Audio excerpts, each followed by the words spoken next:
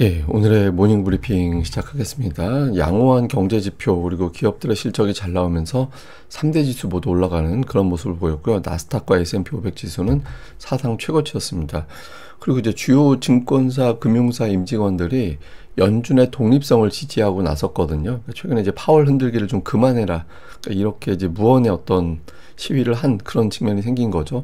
좀 계속해서 파월 흔들고는 있는데 결과적으로 임기는 채울 가능성이 높아졌다. 이렇게 해석되는 측면도 있고, 우리 증시에서는 삼성전자하고 SK하이닉스의 시소 현상이 나타나고 있잖아요. 이런 현상이 조금 약화될 가능성이 있는지 좀 살펴봐야 될 것 같고, 한편 코스닥 지수가 연중 최고치 경신을 했습니다. 그동안에는 사실상 알테오젠이 업고 다니는 그런 꼴이었는데 어제부터는 약간의 어떤 변화도 좀 감지되고 있습니다. 이런 부분들도 좀 설명드리도록 하겠습니다. 우선 미증시는 뭐 3대 지수 모두 올랐고요. S&P 500과 나스닥은 사상 최고치 경신을 했습니다. 뭐 시원스럽게 쭉쭉 올라가는 건 아니지만, 그러니까 조심스럽게 꾸준하게 올라가는 그런 모습이 나타나고 있고, 특정 종목에 의존하는 게 아니라 상당수의 업종, 11개 업종 중에서 부동산하고 헬스케어 빼놓고는 다 올랐거든요. 그러니까 9개 업종이 올라갈 정도로 전반적인 어떤 매수세가 전체적으로 좀 유입이 됐다. 이렇게 볼 수 있는데, 이렇게 고르게 매수세가 유입될 수 있었던 건 경제 지표입니다. 우선 6월 소매 판매, 그러니까 미국 사람들이 뭐 한 달 동안 얼마나 많이 사들였나, 그러니까 전체 소매 매장의 어떤 매출 합을 계산하는 건데 전월 대비 0.6% 증가했어요. 예, 그러니까 뭐 미국 사람들이 소비를 계속 하고 있구나, 계속 늘리고 있구나, 이런 점이 확인이 된 거고, 또 반면에 고용 지표는 어떻게 나왔나 좀 걱정스러웠는데 신규 실업수당 청구 건수, 그러니까 이거는 내가 직장을 그만두면 실업수당을 청구해야 되잖아요. 이 숫자가 늘어나는 건 별로 안 좋은 거죠. 근데 이게 예상치보다 낮게 나왔습니다. 이러다 보니까 분석가들은 고용이 좋다. 그러면 고용이 좋다라는 거는 급여를 계속 받게 된다라는 거고, 급여를 받으니까 소비는 당연히 할 수 있게 되는 거고, 소비하니까 기업들의 실적은 늘어나면서 증시는 올라가게 되는 거다. 그래서 이제 좀 긍정적인 어떤 해석을 했고요. 그리고 파월 관련된 논란은 일단 트럼프가 해고할 생각이 없다라고 이야기를 해서 좀 완화가 되긴 했습니다만, 어쨌든 계속해서 이제 관련된 내용들이 언급되고 있거든요.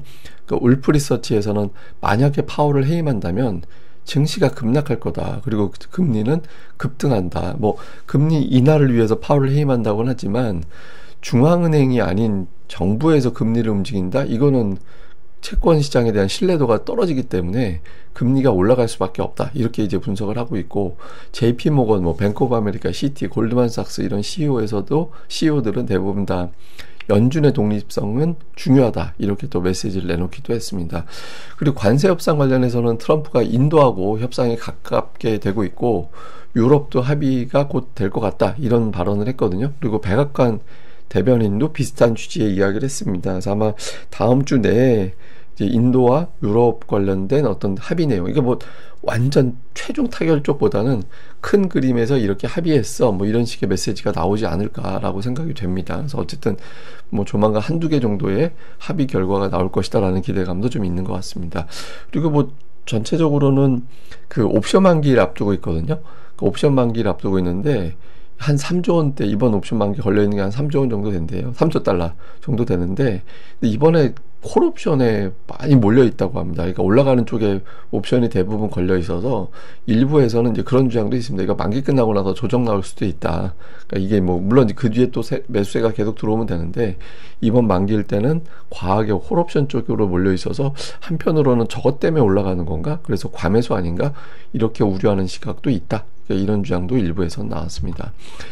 경제 지표는 소매 판매 발표가 되게 중요했는데 2달 연속 감소했잖아요. 이 그래프 보시면 갑자기 확 올라갔다가 2달 줄어들고, 이게 올라갔던 거는 관세 부과한다고 하니까 미리 사들이면서 사재기하면서 그때 소비가 확 늘어나는 걸로 됐다가 관세 실제로 부과되면서부터 소비가 안 나오니까 이제 역성장하는, 마이너스 성장하는 그런 모습이 나왔었거든요. 근데 이번 달 같은 경우는 살짝 늘어난 결과가 나올 거다 이렇게 봤는데 0.6% 늘었습니다. 그러니까 이게 뭐 시장에서는, 그러니까 뭐 해석하기 나름이긴 한데 너무 필수 소비재만 사는 것 같다, 뭐 이런 식의 어떤 해석도 없지 않은데, 어쨌든 총 합이 늘어나는 거잖아요.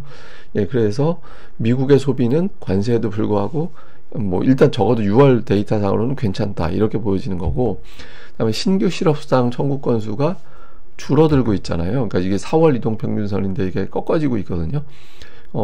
실업자가 줄어들고 있다라는 거는 고용이 양호하다라는 거고, 미국의 고용과 소비가 양호하다라는 거는 기업들의 실적이 쉽게 꺾이진 않을 것 같다. 실제로 현재까지 발표한 기업들의 88%가 예상치 상회하고 있거든요. 그래서 뭐 기업들의 실적이 괜찮다라면 뭐 주식시장은 양호한 게 맞지, 뭐 이렇게 해석이 됐고, 이제 이 이슈가 시장을 끌어올리는 결정적인 역할을 했다라고 봐야 될 것 같습니다. 근데 원래 시기적으로 7월 중순 넘어가면 미증시가 좀 고전하는 그런 경향성이 있었거든요. 그러니까 7월 상반기까지는 올라가다가 하반기로 넘어가게 되면 좀 조정 보이는, 그러니까 기업들의 실적 발표가 쏙쏙 나오면서 이제 좀 저게 이제 좀 한편으로는 타당하다라고 볼 수 있는 게, 뭐 기업들의 실적 발표 나오게 되면 거기에 따라서 뭐 포트폴리오 재편도 되고, 뭐 또 실적 발표 직전에 또 자사주 매입도 안 되고 하니까 이제 이런 것들 때문에 조금 시장이 숨고르게 하는 그런 모습이 나오는 경우도 있었거든요. 근데 지금 같은 경우는 좀 이례적으로 뭐 시장이 아직까지는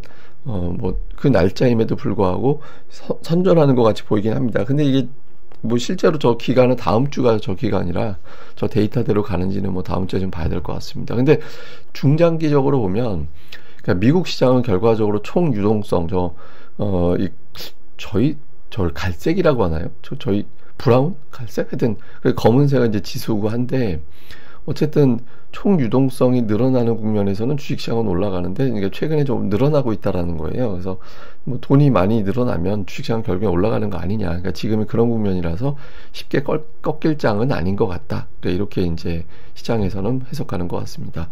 뭐 주요 종목으로는 시가총액 상위에서는 엔비디아, 마이크로소프트, 아마존, 브로드컴 이런 종목군들이 상승하는 이제 그런 모습을 보였고, TSMC 실적이 잘 나오고, 그렇게 하다 보니까 이거는 데이터 센터의 어떤 수요, 강력한 AI 수요를 입증하는 거다.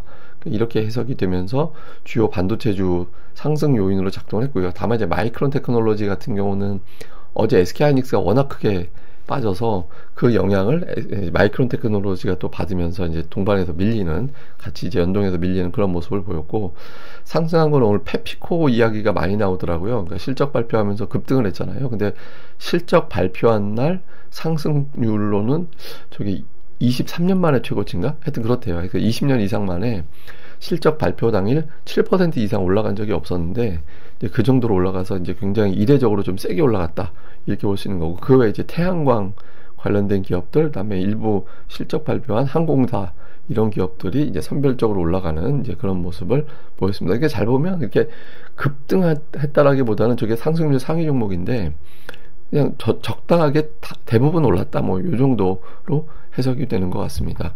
자, 지금 우리나라 증시로 넘어와서 우리나라 증시의 변수들을 좀 점검을 좀 해보면, 이 시점에서 방어 요인은 삼성전자 같은 어떤 대형주가 지수를 지탱해주고 있다라는 점, 그 다음에 상법 개정 이후에 뭔가 하여튼 또 나올 것 같다, 이런 어떤 기대감, 그 다음에 이제 결과적으로 무역 협상은 합의가 되지 않겠느냐, 그러니까 이 이후에 불확실성이 해소가 된다라는 쪽에 대한 기대, 그 다음에 외국인 투자자들이 어쨌든 매수하고 있거든요, 7월에서도. 예, 그리고 기업들의 실적이라든가 경제 성장 전망을 계속 하향했었는데 그게 일단 마무리가 됐잖아요. 오히려 이제 해외 쪽 IB들은 우리나라 성장 전망을 좀 높이고 증시 전망도 높이고 이런 모습들이 나오고 있고, 그러니까 반면에 이제 변동성 요인은 그 무역 합의가 되긴 할 것 같은데, 근데 이것 때문에 유불리가 엇갈리면서 일부 업종은 상승하지 못할 수도 있을 것 같다, 또는 합의가 최종적으로 타결될 때까지는 이 업종은 불확실하다, 이렇게 인식되는 업종별 유불리가 좀 있고, 그 다음에 미국 국채금리가 오늘 주춤하긴 했는데, 어제 오늘은 좀 주춤하는데 어쨌든 뚝뚝 떨어지고 있지는 않아요. 그러니까 아시아에는 아무래도 좀 부담이 되는 그런 상황이고, 그러니까 최근에 인플레이션 논란 때문에 9월 인하가 쉽지 않을 것 같다. 실제로 9월 인하는 거의 뭐 확정적이다시피 할 정도로 베팅이 됐었는데 지금은 한 6대4 비율까지로 바뀌어 있잖아요. 그래서 오늘 또 경제지표 잘 나오기도 했고, 그래서 9월에 금리 안 내릴지도 모르겠다, 그러니까 이런 분위기로 가고 있는 거고, 그리고 또 하나는 이제 종목들이 너무 순환매가 돈은 세게 돌다 보니까 매도 대상이 되는 종목이 너무 강하게 빠져요. 예, 그러면서 종목별 어떤 편차가 좀 심하게 나오고 있는 거, 그 다음에 또 돈 유입, 그러니까 고객 예탁금이 좀 잘 안 들어오고 있다. 최근 들어서는 어정쩡하다. 그래서 주식시장에 돈이 쉽게 들어오지 않고 있다라는 점도 시장에서는 좀 변동성 요인이죠. 그러니까 이것들이 이제 충돌하다 보니까 코스피 지수가 3200 위에서 안착하지 못하는 그런 흐름이 최근 들어서는 이제 반복이 되는 것 같습니다. 그래서 코스피 실제로 보면 3200포인트 초반에서 상단을 만들고 3150포인트 정도 위에서 하단을 만들고 이렇게 이제 단기적으로는 좀 갇혀있는 그런 모습인데, 대형주는 그래도 양호합니다만은 소형주 지수는 좀 흘러내리는, 예, 그러니까 뭐 3일 연속해서 음봉이 나오고 하락하고 이런 형태가 나타나면서 대형주 또는 이제 코스피 지수보다는 이제 소형주 쪽에서는 좀 손해가 나는 그런 흐름이 나오고 있죠. 이게 이제 또 예탁금이 안 들어와서 그래요. 예탁금이 좀 들어오면 소형주 쪽도 좀 활발하게 움직일 텐데, 그러니까 종목 시세 주도권을 외국인 기관이 쥐고 있다 보니까 이렇게 되고 있는 상황이 되는 거죠. 근데 코스닥은 최근에 알테오젠 효과에 의해서 올라가고 있는데, 특이한 건 이틀 동안 개인만 매수했거든요. 예, 개인만 매수했음에도 불구하고 지수가 올라갔다라는 거 의미가 있죠. 다만 이제 저거는 조금 개인이 매수해서 올라간 게 아니에요. 그러니까 개인이 매수해서 이틀 동안 하락 종목이 더 많았잖아요. 그러니까 뭐 이거는 좋은 장이라는 게 아니라 이틀 동안 오르긴 했지만 하락 종목이 더 많았고 결국엔 종목 주도권을 외국인 기관이 쥐고 있다라는 걸 보여주거든요. 그러니까 개인이 주도했다라고 하려면 상승 종목 수가 많아야 돼요. 예, 근데 그런 장은 아니었잖아요. 그래서 지금은 종목 주도권이 외국인 기관에게 있어서 중대형주 쪽에 종목 장세가 전개되고 있다. 중대형주 기준은 시가총액 5천억 이상, 한 4, 5천억 정도 넘어가면 이제 중대형주군에 들어가거든요. 그래서 그런 쪽의 종목 장세가 좀 활발하게 나타나고 있다. 이렇게 봐야 될 것 같습니다. 그리고 코스피에서는 약간 좀 변화가 있는 게 7월 들어서 주요 종목군들 상승률 1위가 놀랍게도 삼성전자입니다. 예, 그 다음이 LG에너지 솔루션, 그리고 한참 최하위권으로 밀려있던 한화에어로가 어제 이제 올라오면서 3위권까지 올라가고, 가장 핫하게 움직였던 증권주가 순위가 밀려고 하이닉스 어제 하루에 그냥 급락이 나오면서 순위가 뚝 떨어지는 그런 모습이 나왔죠. 그러니까 강했던 종목들 쪽에서 조금 쉬고 약했던 종목들 쪽에서 이제 반응이 나오고, 그래서 시소가 그동안에 이제 눌려있던 종목군들이 좀 돌아가는 그런 모습들이 나오고 있는 게 최근의 특징이죠.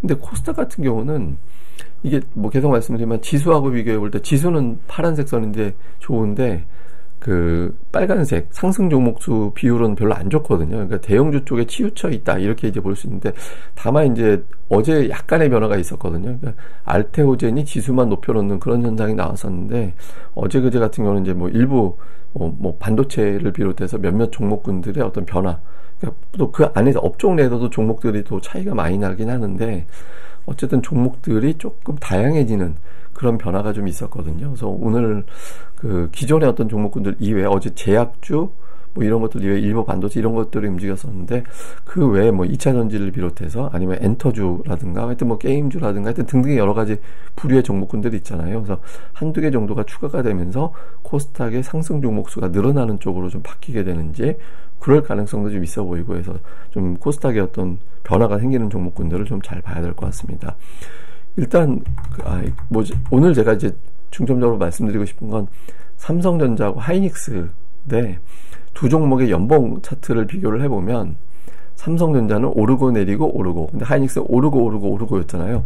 3년 동안 상승률을 비교해보면 삼성전자는 3년 동안 42% 올랐다가 32% 빠졌다가 25% 올라가고, 하이닉스는 89% 오르고 23% 오르고 55% 오르고, 이 차이가 있어요. 그렇죠. 그리고 제가 삼성전자 설명드릴 때 연간 10% 넘게 하락한 다음에는 그 전에 하락했던 거 이상 올라가는 이제 경향이 있다, 삼성전자가. 근데 막 삼성전자 주가 안 올라가고 할 때 뭔 소리 하냐고 막 그런 말씀하신 분들 계셨었잖아요. 근데 결과적으로 보면 이제 통계대로 가고 있는 거죠. 근데 이제 이 두 종목이 계속 엇갈릴 거냐.